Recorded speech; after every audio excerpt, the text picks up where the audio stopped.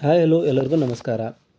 ಸ್ನೇಹಿತರೆ, ಇವತ್ತಿನ ಒಂದು ವಿಡಿಯೋದಲ್ಲಿ ಒಂದು ಇಂಪಾರ್ಟೆಂಟ್ ಆಗಿರುವಂಥ ಅಪ್ಡೇಟ್ ಬರ್ತಾ ಇರುವಂಥದ್ದು ರಾಜ್ಯ ಸರ್ಕಾರಿ ನೌಕರರಿಗೆ ಮತ್ತು ಕೇಂದ್ರ ಸರ್ಕಾರಿ ನೌಕರರಿಗೆ ಒಂದು ತುಂಬ ದಿನಗಳಿಂದ ಆಗಿರುವಂಥ ಒಂದು ತೊಂದರೆ ಅಂತಲೇ ಹೇಳ್ಬೋದಾಗಿದೆ. ಸೊ ಯಾವೊಂದು ನೌಕರರಿದ್ದರೂ ಕೂಡ ಈ ಒಂದು ತೊಂದರೆ ಕಾಮನ್ ಆಗಿರುವಂಥದ್ದು, ಅದು ಹಳೆಯ ಪಿಂಚಣಿ ವ್ಯವಸ್ಥೆ ಮತ್ತು ಹೊಸ ಪಿಂಚಣಿ ವ್ಯವಸ್ಥೆ. ಸೊ ಹಾಗಾದರೆ ಏನಿದೆ ಈ ಒಂದು ಪಿಂಚಣಿ ವ್ಯವಸ್ಥೆಗಳ ಮಧ್ಯೆ ಡಿಫ್ರೆನ್ಸ್? ಯಾಕೆ ಹಳೆಯ ಪಿಂಚಣಿ ವ್ಯವಸ್ಥೆಯನ್ನು ಮರುಜಾರಿಗೊಳಿಸಬೇಕು, ಹೊಸ ಪಿಂಚಣಿ ವ್ಯವಸ್ಥೆಯನ್ನು ಯಾಕೆ ಅಷ್ಟು ಸರಿ ಇಲ್ಲ, ಅಷ್ಟು ಸೂಕ್ತವಾಗಿಲ್ಲ, ಅದೊಂದು ಅವೈಜ್ಞಾನಿಕವಾಗಿರುವಂಥ ಯೋಜನೆ ಅಂತ ಕೂಡ ಅದನ್ನು ಕರೆಯಲಾಗುತ್ತೆ. ಸೊ ಈ ಎಲ್ಲ ಒಂದು ವಿಷಯಗಳಿಗೆ ಸಂಬಂಧಿಸಿದಂತೆ ಇವತ್ತಿನ ಒಂದು ವಿಡಿಯೋದಲ್ಲಿ ಒಂದು ಇಂಪಾರ್ಟೆಂಟ್ ಆಗಿರುವಂಥ ಒಂದು ಚರ್ಚೆಯನ್ನು ನಾವು ಮಾಡೋಣ. ಸೊ ಹಾಗಾಗಿ ವಿಡಿಯೋನ ಕೊನೆವರೆಗೂ ನೋಡಿ ಮತ್ತು ಚಾನಲ್ಗೆ ಇನ್ನೂ ಸಬ್ಸ್ಕ್ರೈಬ್ ಆಗಿಲ್ಲ ಅಂದರೆ ದಯವಿಟ್ಟು ಸಬ್ಸ್ಕ್ರೈಬ್ ಮಾಡ್ಕೊಳ್ಳಿ. ಸರ್ಕಾರಿ ನೌಕರರು ಮತ್ತು ಪಿಂಚಣಿದಾರರಿಗೆ ಉಪಯುಕ್ತವಾಗಿರುವಂಥ ಮಾಹಿತಿಯನ್ನು ನಾವು ಡೇ ಟು ಡೇ ಕೊಡ್ತಾ ಇರ್ತೀವಿ. ಸೊ ಎಲ್ಲರೂ ಕೂಡ ಗೊತ್ತಿರೋ ಹಾಗೆ ರಾಜ್ಯ ಸರ್ಕಾರಿ ನೌಕರರು ತುಂಬ ದಿನಗಳಿಂದ ಹಳೆಯ ಪಿಂಚಣಿ ವ್ಯವಸ್ಥೆಯನ್ನು ನಮಗೆ ಮರುಜಾರಿ ಮಾಡಬೇಕು, ಹೊಸ ಪಿಂಚಣಿ ವ್ಯವಸ್ಥೆ ಅವೈಜ್ಞಾನಿಕವಾಗಿದೆ, 5 ವರ್ಷ ಮಂತ್ರಿಗಿರಿ ಮಾಡುವಂಥ ಒಂದು ರಾಜಕಾರಣಿಗಳಿಗೆ ಈ ಒಂದು ಲೈಫ್ ಪೂರ್ತಿ ಪಿಂಚಣಿಯನ್ನು ನೀಡಲಾಗುತ್ತೆ. ಬಟ್ 60 ವರ್ಷದವರೆಗೂ ಕೂಡ ಸೇವೆಯನ್ನು ಸಲ್ಲಿಸ್ತಾ ಇರುವಂತಹ ಕರ್ನಾಟಕ ರಾಜ್ಯ ಸರ್ಕಾರಿ ನೌಕರರಿಗೆ ಯಾಕೆ ಪಿಂಚಣಿಯನ್ನು ನೀಡ್ತಾ ಇಲ್ಲ? ಅವರಿಗೆ ಕೇಂದ್ರ ಮಂತ್ರಿಮಂಡಲದಲ್ಲಿಯೂ ಕೂಡ ಪಿಂಚಣಿಯನ್ನು ನೀಡಲಾಗುತ್ತೆ, ರಾಜ್ಯ ಮಂತ್ರಿಮಂಡಲದಲ್ಲಿಯೂ ಕೂಡ ಎರಡೆರಡು ಪಿಂಚಣಿ ಯಾವಾಗ ರಾಜಕಾರಣಿಗಳಿಗೆ ನೀಡಲಾಗುತ್ತೆ. ಸೊ ಅಟ್ಲೀಸ್ಟ್ ಒಂದು ಪಿಂಚಣಿ ಆದರೂ ಕೂಡ ಒಂದು ಸರ್ಕಾರಿ ನೌಕರರಿಗೆ ಯಾಕೆ ನೀಡ್ತಾ ಇಲ್ಲ ಅನ್ನೋದಕ್ಕೆ ಸಂಬಂಧಿಸಿದಂತೆ ನೌಕರರ ವರ್ಗದಲ್ಲಿ ತೀವ್ರವಾಗಿರುವಂತಹ ಅಸಮಾಧಾನ ವ್ಯಕ್ತವಾಗ್ತಾ ಇರುವಂಥದ್ದು. ಅದಕ್ಕೆ ಸಂಬಂಧಿಸಿದಂತೆ ಆಲ್ರೆಡಿ ನಮಗೆಲ್ಲರೂ ಕೂಡ ಗೊತ್ತಿರೋ ಹಾಗೆ ರಾಜ್ಯ ಸರ್ಕಾರಿ ನೌಕರ ಸಂಘದ ಅಧ್ಯಕ್ಷರಾಗಿರುವಂಥ ಷಡಕ್ಷರಿಯವರು ತುಂಬ ದಿನಗಳಿಂದ ಸರ್ಕಾರದ ಜೊತೆ ಮಾತುಕತೆಗಳನ್ನು ಮಾಡ್ತಾ ಇದ್ದಾರೆ. ಅದಕ್ಕೆ ಸಂಬಂಧಿಸಿದಂತೆ ತುಂಬ ಬೇಗ ಒಂದು ಅಧಿಕೃತವಾಗಿರುವಂಥ ಆದೇಶವನ್ನು ಹೊರಡಿಸುವ ನಿಟ್ಟಿನಲ್ಲಿ ನಾವು ಕಾರ್ಯಪ್ರವೃತ್ತರಾಗಿದ್ದೇವೆ ಅನ್ನೋ ಒಂದು ಮಾಹಿತಿಯನ್ನು ಅವರು ಕೊಟ್ಟಿದ್ದಾರೆ. ಬಟ್ ಇವತ್ತಿನ ಒಂದು ವಿಡಿಯೋನ ಮುಖ್ಯ ಉದ್ದೇಶ ಅಂದರೆ ಈ ಒಂದು ಹಳೆಯ ಪಿಂಚಣಿ ವ್ಯವಸ್ಥೆ ಮತ್ತು ಹೊಸ ಪಿಂಚಣಿ ವ್ಯವಸ್ಥೆ ಇದು ಯಾವ ರೀತಿಯಾಗಿ ವರ್ಕ್ ಆಗುತ್ತೆ, ಇದರಿಂದ ರಾಜ್ಯ ಸರ್ಕಾರಿ ನೌಕರರಿಗೆ ನಿಜವಾಗಲೂ ಕೂಡ ಎಷ್ಟು ಲಾಭ ಇದೆ, ಎಷ್ಟು ನಷ್ಟ ಇದೆ, ಇದರಲ್ಲಿ ಹಣವನ್ನು ಯಾವ ರೀತಿಯಾಗಿ ಸರಬರಾಜು ಮಾಡಲಾಗುತ್ತೆ, NPSನ ಅಡಿ ನಿಮ್ಮ ಒಂದು ಕಟಾವಣೆ ಮಾಡಿರುವಂಥ 10% ಮತ್ತು ಸರ್ಕಾರದ 14% ವಂತಿಗೆಯನ್ನು ಯಾವ ರೀತಿಯಾಗಿ ಷೇರು ಮಾರುಕಟ್ಟೆಯಲ್ಲಿ ಹೂಡಿಕೆ ಮಾಡಲಾಗುತ್ತೆ ಮತ್ತು ಇದರಿಂದ ಕೆಲವೊಂದಿಷ್ಟು ಸತಿ ಪಾಸಿಬಿಲಿಟಿ ಇದೆ ನಾರ್ಮಲ್ ಪಿಂಚಣಿಗಿಂತ ಲಾಭ ಜಾಸ್ತಿ ಬರ್ಬೋದು, ಆದರೆ ಅದು ಡೆಫಿನೆಟ್ ಆಗಿ ಸಿಗುತ್ತೆ ಅಂತ ಹೇಳೋಕ್ಕಾಗಲ್ಲ. ಅದು ಷೇರು ಮಾರುಕಟ್ಟೆಯ ಒಂದು ಯಾವ ರೀತಿಯಾಗಿ ಏರಿಳಿತ ಆಗ್ತಾ ಇದೆ ಅದರ ಮೇಲೆ ಡಿಪೆಂಡ್ ಆಗುತ್ತೆ. ಸೊ ಹಾಗಾಗಿ ಇದನ್ನು ಒಂದು ಮಾಯಾಜಿಂಕೆ ಅಂತ ಕೂಡ ಕರೆಯಲಾಗುತ್ತೆ. ಏನಕ್ಕಂದರೆ ಸಮ್ಟೈಮ್ಸ್ ಇದರಲ್ಲಿ ಜಾಸ್ತಿ ಪಿಂಚಣಿ ಸಿಗುತ್ತೆ, ಸಮ್ಟೈಮ್ಸ್ ಕಮ್ಮಿ ಸಿಗುತ್ತೆ, ಈವನ್ ಸಮ್ಟೈಮ್ಸ್ ನಾವು ಹಾಕಿರುವಂಥ ಮೊತ್ತ ಕೂಡ ಕರಗುತ್ತೆ. ಸೊ ಆ ಮಾರ್ಕೆಟ್ ಡೌನ್ ಟ್ರೆಂಡಲ್ಲಿದ್ದರೆ ಅದಕ್ಕೆ ಸಂಬಂಧಿಸಿದಂತೆ ಕೂಡ ಕೆಲವೊಂದಿಷ್ಟು ವೀಡಿಯೋಸ್ಗಳನ್ನ ಆಲ್ರೆಡಿ ಎಕ್ಸ್ಪ್ಲೈನ್ ಮಾಡಿದ್ದೀವಿ. ಸೊ ಇವತ್ತಿನ ಒಂದು ವಿಡಿಯೋನ ಮುಖ್ಯ ಉದ್ದೇಶ ಅಂದರೆ ಹಳೆಯ ಪಿಂಚಣಿ ವ್ಯವಸ್ಥೆ OPS ಮತ್ತು NPSನ ನಡುವೆ ಯಾವ ರೀತಿಯಾದಂಥ ಒಂದು ಡಿಫ್ರೆನ್ಸ್ ಇದೆ ಮತ್ತು ಸರ್ಕಾರಿ ನೌಕರರಿಗೆ ಯಾವುದರಲ್ಲಿ ಲಾಭ ಇದೆ ಅನ್ನೋದಕ್ಕೆ ಸಂಬಂಧಿಸಿದಂತೆ ವಿಸ್ತೃತವಾಗಿರುವಂಥ ಚರ್ಚೆಯನ್ನು ಮಾಡೋಣ. ಸೊ ಸರ್ಕಾರಿ ನೌಕರರ ದೃಷ್ಟಿಕೋನ ಯಾವುದು ಹೆಚ್ಚು ಸುರಕ್ಷಿತ ಮತ್ತು ಯಾವುದು ಲಾಭದಾಯಕ ಅಂತ. ಸೊ ಪರಿಚಯ ಬಂದುಬಿಟ್ಟು ಮೊಟ್ಟ ಮೊದಲನೇದಾಗಿ ಒಂದು ಪ್ರಸ್ತುತ ಸನ್ನಿವೇಶ ಏನಿದೆ ಅಂತ ನೀವು ನೋಡೋದಾದರೆ, ಸೊ ಬೇಸಿಕಲಿ ಪ್ರಸ್ತುತ ಸನ್ನಿವೇಶ ಕರ್ನಾಟಕ ಸರ್ಕಾರಿ ನೌಕರರು ಹೊಸ ಪಿಂಚಣಿ ಯೋಜನೆ NPS ಅನ್ನು ವಿರೋಧಿಸುತ್ತಿದ್ದಾರೆ. 2004 ಮೊದಲು ಇದ್ದ ಹಳೆಯ ಪಿಂಚಣಿ ಯೋಜನೆಯನ್ನು ಮರುಸ್ಥಾಪಿಸುವಂತೆ ತೀವ್ರವಾಗಿ ಒತ್ತಾಯಿಸುತ್ತಿದ್ದಾರೆ.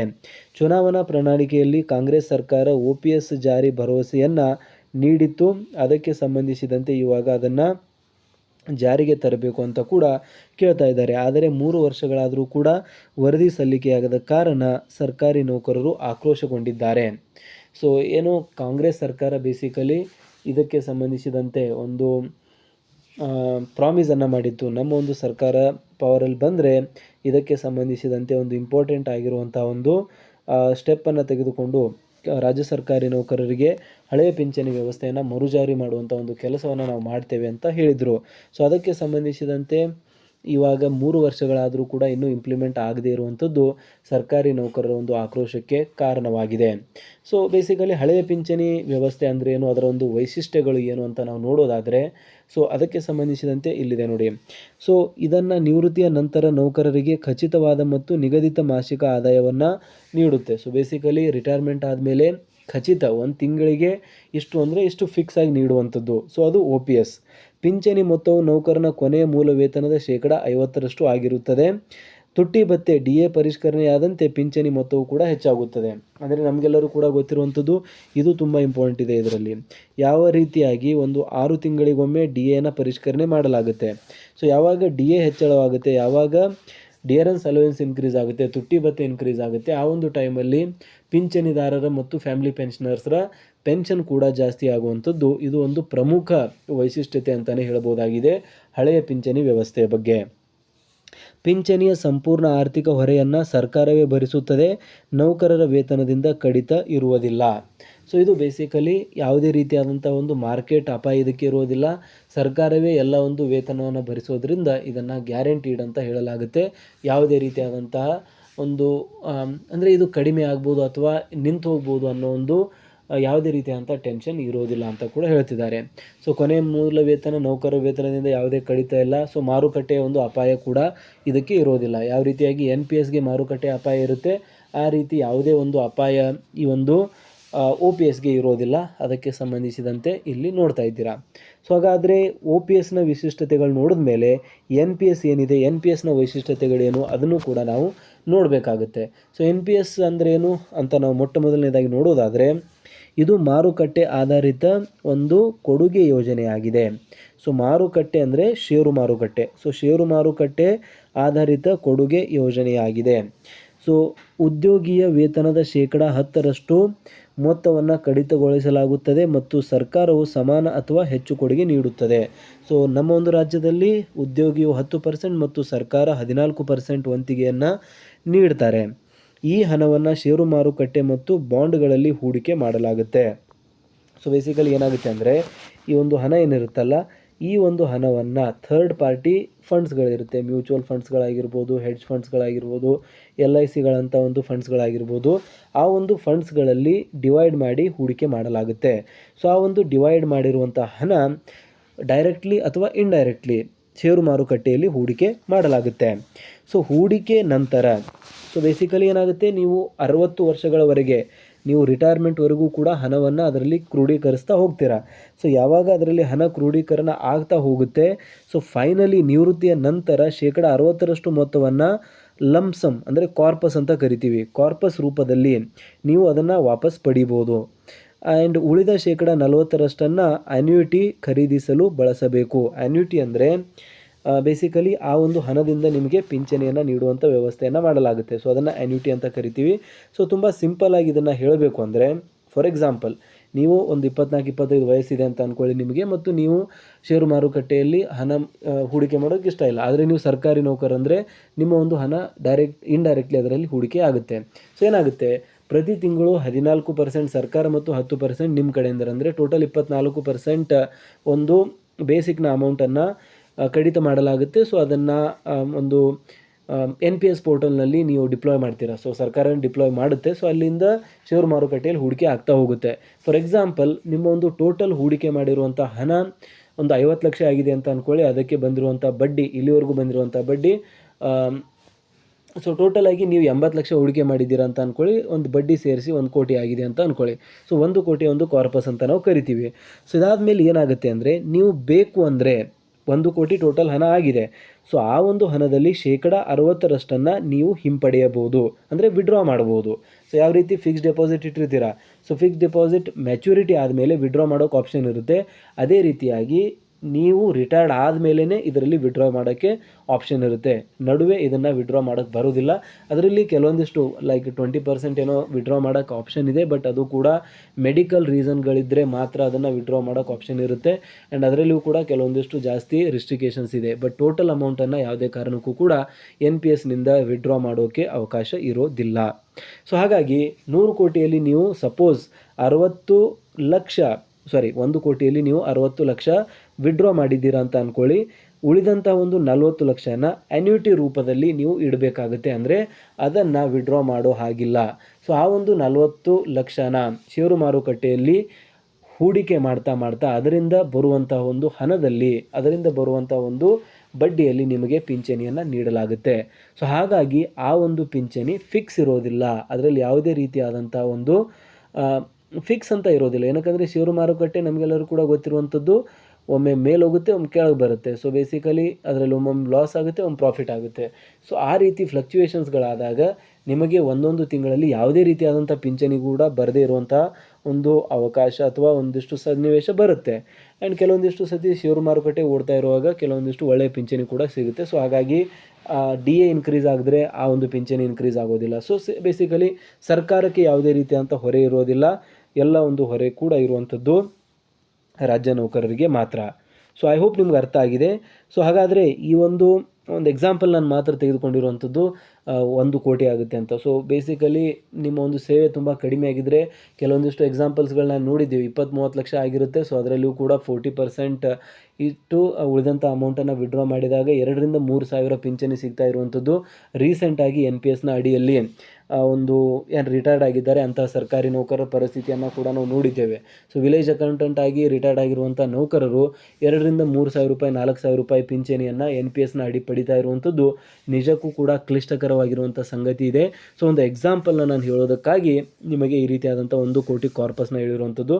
ಅದನ್ನು ನೀವು 10 ಲಕ್ಷ ಅಂತ ಕೂಡ ಅಂದ್ಕೊಳ್ಳಿ, ಅದರಲ್ಲಿ 6 ಲಕ್ಷ ವಿಡ್ರಾ ಮಾಡಿ 4 ಲಕ್ಷ ಇಡಬೇಕಾಗುತ್ತೆ, 1-2 ಸಾವಿರ ಪಿಂಚಣಿ ಸಿಗುವಂಥ ಒಂದು ಸನ್ನಿವೇಶ ಕೂಡ ಆಗ್ಬೋದು. ಸೊ ಇದು ಡಿಪೆಂಡ್ ಆಗುತ್ತೆ ನಿಮ್ಮ ಒಂದು ಕಾಂಟ್ರಿಬ್ಯೂಷನ್ ಎಷ್ಟು ಹೋಗ್ತಾ ಇದೆ. ಸೊ ಇದೆಲ್ಲವೂ ಕೂಡ ಒಂದು NPSನ ಅಡಿಯಲ್ಲಿ ನೀವು ಎಷ್ಟು ಅಮೌಂಟನ್ನು ಇನ್ವೆಸ್ಟ್ ಮಾಡ್ತಾ ಇದ್ದೀರಾ ಅದಕ್ಕೆ ಸಂಬಂಧಿಸಿದಂತೆ. ಬಟ್ ಇದರಲ್ಲಿ ಒಂದು ಒಳ್ಳೆಯ ಸಂಗತಿ ಏನಂದರೆ NPSನ Tier 1 ಅಕೌಂಟ್ ಇದ್ದರೆ ಅಂಥ ಒಂದು ಸರ್ಕಾರಿ ನೌಕರರಿಗೆ ಮೊದಲು ಹಳೆಯ ಪಿಂಚಣಿ ವ್ಯವಸ್ಥೆ ಅಡಿಯಲ್ಲಿ ಹಳೆಯ ಒಂದು ಟ್ಯಾಕ್ಸ್ ಸಿಸ್ಟಮಲ್ಲಿ ಮಾತ್ರ ಎಕ್ಸಮ್ಷನ್ನ ನೀಡಲಾಗ್ತಾ ಇತ್ತು. ಬಟ್ ಇವಾಗ ಹೊಸ ಟ್ಯಾಕ್ಸ್ ಸಿಸ್ಟಮಲ್ಲಿಯೂ ಕೂಡ ಎಕ್ಸಮ್ಷನ್ನ ನೀಡಲಾಗಿದೆ. ಸೊ ಅಪ್ ಟು ಬೇಸಿಕ್ನ 14% ನೀವು NPSನ ಅಡಿಯಲ್ಲಿ ಒಂದು ಇನ್ವೆಸ್ಟ್ ಮಾಡ್ಬೋದು. ಸೊ ಅದಕ್ಕೆ ಯಾವುದೇ ರೀತಿಯಾದಂಥ ಟ್ಯಾಕ್ಸ್ ಇರೋದಿಲ್ಲ. ಸೊ ಹಾಗಾಗಿ ಮೊದಲನೇ ಒಂದು ಬೆನಿಫಿಟ್ ಅಂದರೆ ಇಲ್ಲಿ ಟ್ಯಾಕ್ಸ್ ಬೆನಿಫಿಟ್ ನಿಮಗೆ ಸಿಗುತ್ತೆ. ಟ್ಯಾಕ್ಸ್ನ ಒಂದು ಹಣವನ್ನು ಇಲ್ಲಿ ಉಳಿಸ್ಬೋದು. ಸೊ ಅದು ಒಂದೇ ಒಂದು ಬೆನಿಫಿಟ್. ಅದು ಬಿಟ್ಟರೆ ಉಳಿದಂಥ ಒಂದು ಮಾಹಿತಿಯನ್ನು ನಿಮ್ಗೆ ಆಲ್ರೆಡಿ ನಾವು ತಿಳಿಸಿದ್ದೇವೆ, ಯಾವ ರೀತಿಯಾಗಿ ಈ ಒಂದು ವ್ಯವಸ್ಥೆ ವರ್ಕ್ ಆಗುತ್ತೆ ಮತ್ತು ಇದರಲ್ಲಿ ಇರುವಂಥ ಪ್ರೋಸ್ಗಳೇನಿದೆ ಮತ್ತು ಕಾನ್ಸ್ ಏನಿದೆ ಅಂತ ನಾವು ಡಿಸ್ಕಸ್ ಆಲ್ರೆಡಿ ಮಾಡಿದ್ದೇವೆ. ಐ ಹೋಪ್ ನಿಮ್ಗೆ ಅರ್ಥ ಆಗಿದೆ. ಸೊ ಇದಾದಮೇಲೆ ಮುಖ್ಯ ವ್ಯತ್ಯಾಸಗಳ ಬಗ್ಗೆ ನಾವು ಮಾತನಾಡೋದಾದರೆ ಏನೇನು ಡಿಫ್ರೆನ್ಸಸ್ ಇದೆ ಅದ್ರ ಬಗ್ಗೆ ನಾವು ಮಾತನಾಡೋದಾದರೆ ತುಂಬ ಇಂಪಾರ್ಟೆಂಟ್ ಆಗಿರುವಂಥ ಸ್ಲೈಡ್ ಆಗುತ್ತೆ. ಏನಕ್ಕಂದರೆ ಏನು ವ್ಯತ್ಯಾಸ ಇದೆ ಅಂತ ನಾವು ನೋಡೋದಾದರೆ ಪಿಂಚಣಿಯ ಖಾತ್ರಿ OPSನಲ್ಲಿ ಇರುತ್ತೆ, NPSನಲ್ಲಿ ಇರೋದಿಲ್ಲ. ಹೂಡಿಕೆ ಬಂದುಬಿಟ್ಟು ಸರ್ಕಾರದ ಭರಣ, ನೌಕರರು ಪ್ಲಸ್ ಸರ್ಕಾರದ ಭರಣ. DA ಅನ್ವಯ OPSನಲ್ಲಿ ಆಗುತ್ತೆ, NPSನಲ್ಲಿ ಆಗೋದಿಲ್ಲ. ತುಂಬ ಕ್ಲಿಯರ್ ಆಗಿರುವಂಥದ್ದು. ಮಾರುಕಟ್ಟೆ ಅಪಾಯ OPSನಲ್ಲಿ ಇರೋದಿಲ್ಲ, NPSನಲ್ಲಿ ಇರುತ್ತೆ. ಸೊ ಈ ರೀತಿಯಾದಂಥ ಒಂದು ಡಿಫ್ರೆನ್ಸಸ್ಗಳು ತುಂಬ ಕ್ಲಿಯರಾಗಿ ಐ ಹೋಪ್ ನಿಮ್ಗೆ ಅರ್ಥ ಆಗಿದೆ ಈ ಒಂದು ಟೇಬಲ್ನ ಮೂಲಕ.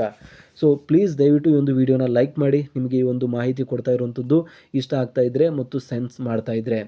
ಸೊ ಇದಾದಮೇಲೆ ನೆಕ್ಸ್ಟ್ ನೌಕರರು OPSನ್ನು ಯಾಕೆ ಬಯಸುತ್ತಾರೆ ಅಂತ ಕೂಡ ಒಂದು ಪ್ರಮುಖವಾಗಿರುವಂಥ ಪ್ರಶ್ನೆ ಬರುತ್ತೆ. ಸೊ ಯಾಕೆ OPSನ್ನೇ ನೀಡಬೇಕು ಅಂತ ಕೇಳ್ತಿದ್ದಾರೆ ಅಂತ ನೋಡೋದಾದರೆ ಸುರಕ್ಷತೆ. ಬೇಸಿಕಲಿ ವೃದ್ಧಾಪ್ಯದಲ್ಲಿ ಖಚಿತ ಆದಾಯದ ಒಂದು ಭರವಸೆ ಇರುವಂಥದ್ದು OPSನಲ್ಲಿ. ಮಾರುಕಟ್ಟೆಯ ರಿಸ್ಕ್ ಇರೋದಿಲ್ಲ ಮತ್ತು ಸುರಕ್ಷತೆ ಇರುತ್ತೆ. ಸೊ ಆರ್ಥಿಕ ಹಣದುಬ್ಬರದ ಒಂದು ರಕ್ಷಣೆ. ಅಂದರೆ ಯಾವ ರೀತಿಯಾಗಿ ದೇಶದಲ್ಲಿ ಹಣದುಬ್ಬರ ಜಾಸ್ತಿ ಆಗುತ್ತೆ ಅದೇ ರೀತಿಯಾಗಿ AICPI ಇಂಡೆಕ್ಸ್ ಏನು ಭಾರತೀಯ ಬೆಲೆ ಸೂಚ್ಯಂಕ ಪ್ರಾಧಿಕಾರ ಪ್ರತಿ ಒಂದು 6 ತಿಂಗಳಿಗೊಮ್ಮೆ AICPI ಇಂಡೆಕ್ಸನ್ನು ರಿಲೀಸ್ ಮಾಡುತ್ತೆ. ಅದನ್ನು all India consumer price index ಅಂತ ನಾವು ಕರಿತೀವಿ. ಸೊ ಆ ಒಂದು AICPI ಇಂಡೆಕ್ಸ್ನ ಅಡಿಯಲ್ಲಿ ಏನಾಗುತ್ತೆ ಅಂದರೆ ಯಾವ ರೀತಿ ನಿಮ್ಮ ಒಂದು ಹಣ ಹೆಚ್ಚಳವಾಗುತ್ತೆ. ಸೊ ಅದಕ್ಕೆ ಸಂಬಂಧಿಸಿದಂತೆ ತುಟ್ಟಿ ಭತ್ಯೆ ಕೂಡ ಇಲ್ಲಿ ಹೆಚ್ಚಳ ಆಗುತ್ತೆ. ಅಂದರೆ ಆರ್ಥಿಕ ಹೊರೆ ಸರ್ಕಾರಿ ನೌಕರಿಗೆ ಆಗೋದಿಲ್ಲ. ದೇಶದಲ್ಲಿ ಆಗ್ತಾ ಇರುವಂಥ ಹಣದುಬ್ಬರಕ್ಕೆ ಕಾಂಪೆನ್ಸೇಷನ್ ರೂಪದಲ್ಲಿ DAನ ಹೆಚ್ಚಳ ಮಾಡಲಾಗುತ್ತೆ. ನೀವು ಪಿಂಚಣಿದಾರರಾಗಿದ್ದರೆ DRನ್ನು ಹೆಚ್ಚಳ ಮಾಡಲಾಗುತ್ತೆ. ಡಿಯರೆನ್ಸ್ ರಿಲೀಫ್ ಅಂತ ನಾವು ಕರಿತೀವಿ. ಆ್ಯಂಡ್ ಇನ್ನೊಂದು ಇಂಪಾರ್ಟೆಂಟ್ ಆಗಿರುವಂಥದ್ದು ವೇತನ ಕಡಿತ ಇಲ್ಲ. ಅಂದರೆ OPSನ ಅಡಿಯಲ್ಲಿ ನಿಮಗೆ ಪಿಂಚಣಿ ನೀಡೋದಕ್ಕೆ ಯಾವುದೇ ರೀತಿಯಾದಂಥ ಒಂದು ವೇತನವನ್ನು ಕಡಿತ ಮಾಡಲಾಗೋದಿಲ್ಲ. ಆದರೆ NPSನ ಅಡಿಯಲ್ಲಿ ಪಿಂಚಣಿಯನ್ನು ನೀಡೋದಕ್ಕೆ ರಾಜ್ಯ ಸರ್ಕಾರಿ ನೌಕರರ ವೇತನವನ್ನು ಇಲ್ಲಿ ಕಡಿತ ಮಾಡಲಾಗುತ್ತೆ. ಅದಕ್ಕೆ ಸಂಬಂಧಿಸಿದಂತೆ ಆಲ್ರೆಡಿ ನಾವು ಡಿಸ್ಕಷನ್ನ ಮಾಡಿದ್ದೇವೆ. ಸೊ ಇಲ್ಲಿ ನೋಡ್ತಾ ಇರುವಂಥದ್ದು ಯಾವ ರೀತಿಯಾಗಿ ವೇತನವನ್ನು ಕಡಿತ ಮಾಡಲಾಗ್ತಾ ಇದೆ 10% ನೌಕರರ ಒಂದು ಸಂಬಳದಿಂದ ಅಂತ. ಸೊ ಇದಾದಮೇಲೆ ನೆಕ್ಸ್ಟ್ ಪಾಯಿಂಟ್ನ ನೋಡೋದಾದರೆ NPSನ ಪ್ರಮುಖ ಸವಾಲುಗಳಾದರೂ ಏನು ಅಂತ. ಸೊ NPSನ ಪ್ರಮುಖ ಸವಾಲುಗಳು ಬಂದ್ಬಿಟ್ಟು ಅನಿಶ್ಚಿತತೆ, ನಿವೃತ್ತಿಯ ಸಮಯದಲ್ಲಿ ಸಿಗುವ ಮೊತ್ತದಲ್ಲಿ ಭಾರಿ ಹೆಚ್ಚಳ ಮತ್ತು ಕಡಿಮೆ ಆಗುತ್ತೆ. ಮಾರುಕಟ್ಟೆ ಅಪಾಯ ಇರುವಂಥದ್ದು, ಆರ್ಥಿಕ ಹಿಂಜರಿತವಿದ್ದರೆ ಪಿಂಚಣಿ ಕಡಿಮೆಯಾಗುವ ಸಂಭವವಿರುತ್ತೆ. ಸೊ ಇವಾಗ ನೀವು ನೋಡ್ತಾ ಇದ್ದೀರಾ ಷೇರು ಮಾರುಕಟ್ಟೆಯ ಪರಿಸ್ಥಿತಿ ಎಲ್ಲಿಗೆ ಬಂದಿದೆ ಅಂತ. ನಿಫ್ಟಿ ದಿನದಿಂದ ದಿನಕ್ಕೆ, ಸೆನ್ಸೆಕ್ಸ್ ಮತ್ತು ನಿಫ್ಟಿ ಕೆಳಗಡೆ ಇಳಿತಾ ಇರುವಂಥದ್ದು, ಅದರಿಂದ ಯಾವ ರೀತಿಯಾಗಿ ಸರ್ಕಾರಿ ನೌಕರರಿಗೆ ಆಗ್ತಾ ಇರುವಂಥ ತೊಂದರೆ. ಸೊ ಇದಾದ ಮೇಲೆ ಸರ್ಕಾರದ ಮುಂದಿರುವಂಥ ಒಂದು ಸವಾಲುಗಳಾದರೂ ಏನು, ಯಾಕೆ ಇಂಪ್ಲಿಮೆಂಟ್ ಮಾಡೋದಕ್ಕೆ ಸರ್ಕಾರ ಇಷ್ಟು ಮೀನಮೇಷ ಎನಿಸ್ತಾ ಇದೆ, OPS ಅನ್ನು ಯಾಕೆ ನೀಡ್ತಾ ಇಲ್ಲ ಅಂತ ಒಂದು ಪ್ರಶ್ನೆ ಕೂಡ ನಿಮಗೆ ಬಂದರೆ, ಸೊ ಅದರಲ್ಲಿ ನೋಡಿ, ಆರ್ಥಿಕ ಹೊರೆ ಮೊಟ್ಟ ಮೊದಲನೇ ಒಂದು ಪ್ರಶ್ನೆ ಆಗುತ್ತೆ. ಏನಕ್ಕಂದರೆ ಮೊಟ್ಟ ಮೊದಲನೇದಾಗಿ ಯಾವುದೇ ಒಂದು ಯೋಜನೆ ಅಡಿಯಲ್ಲಿ ಹಣವನ್ನು ನೀಡಬೇಕು ಅಂದರೆ ಆರ್ಥಿಕತೆಯನ್ನು ಮೇಂಟೈನ್ ಮಾಡಬೇಕಾಗುತ್ತೆ. ಸೊ OPS ಅನ್ನು ಮರುಪರಿಚಯಿಸುವುದರಿಂದ ರಾಜ್ಯದ ಬೊಕ್ಕಸದ ಮೇಲೆ ಭಾರಿ ಆರ್ಥಿಕ ಹೊರೆ ಬೀಳುತ್ತದೆ. NPSಗಿಂತ OPSಗೆ 4.5 ಪಟ್ಟು ಹೆಚ್ಚು ಆರ್ಥಿಕ ಹೊಣೆಗಾರಿಕೆ ಇರುತ್ತದೆ ಎಂದು ಅಂದಾಜಿಸಲಾಗಿದೆ. ಸುಮಾರು 4.5 ಪಟ್ಟು ಹೆಚ್ಚು ಆರ್ಥಿಕ ಹೊಣೆಗಾರಿಕೆ NPSನಿಂದ OPSಗೆ ಮಾಡಿದ್ರೆ ಬರುತ್ತೆ. ಭವಿಷ್ಯದಲ್ಲಿ ಪಿಂಚಣಿ ವೆಚ್ಚವು ರಾಜ್ಯದ ಆದಾಯದ ಬಹುಪಾಲು ನುಂಗಿ ಹಾಕಬಹುದು ಎಂದು ಆತಂಕ ಕೂಡ ಇರುವಂಥದ್ದು. ಅಭಿವೃದ್ಧಿ ಕಾರ್ಯಗಳಿಗೆ ಅನುದಾನದ ಒಂದು ಕೊರತೆ ಆಗುವಂಥ ಒಂದು ಸಾಧ್ಯತೆ ಇದೆ ಅಂತ ಕೂಡ ಇಲ್ಲಿ ಹೇಳ್ತಿದ್ದಾರೆ. ಸೊ ಹಾಗಾಗಿ NPS ಅನ್ನು ಕಂಟಿನ್ಯೂ ಮಾಡಬೇಕು, OPS ಅನ್ನು ನೀಡಬಾರ್ದು ಅಂತ ಕೆಲವೊಂದಿಷ್ಟು ರಾಜ್ಯಗಳು ಡಿಸೈಡ್ ಮಾಡಿ ಅದೇ ರೀತಿಯಾಗಿ ಈ ಒಂದು ವಿಷಯವನ್ನು ಎಳಿತಾ ಹೋಗ್ತಾ ಇರುವಂಥದ್ದು. ಸೊ ಹಾಗಾದರೆ ನೆಕ್ಸ್ಟ್ ಒಂದು ಪಾಯಿಂಟ್ನ ನಾವು ಡಿಸ್ಕಸ್ ಮಾಡ್ತೀವಿ ನೋಡಿ. ಇಲ್ಲಿ ಕರ್ನಾಟಕದಲ್ಲಿ ಪ್ರಸ್ತುತ ಸ್ಥಿತಿ ಏನಾಗ್ತಾ ಇದೆ ಅಂತ. ಸೊ ಏನು ನಡೀತಾ ಇದೆ ಕರ್ನಾಟಕದಲ್ಲಿ? CM ಸಿದ್ದರಾಮಯ್ಯನವರು ಎಲೆಕ್ಷನ್ಗಿಂತ ಮುಂಚೆ ಹೇಳಿದ್ರು, DK ಶಿವಕುಮಾರ್ ಅವರು ರೀಸೆಂಟಾಗಿ ಅವರು ಕೂಡ CM ಆಗಿದ್ದಾರೆ.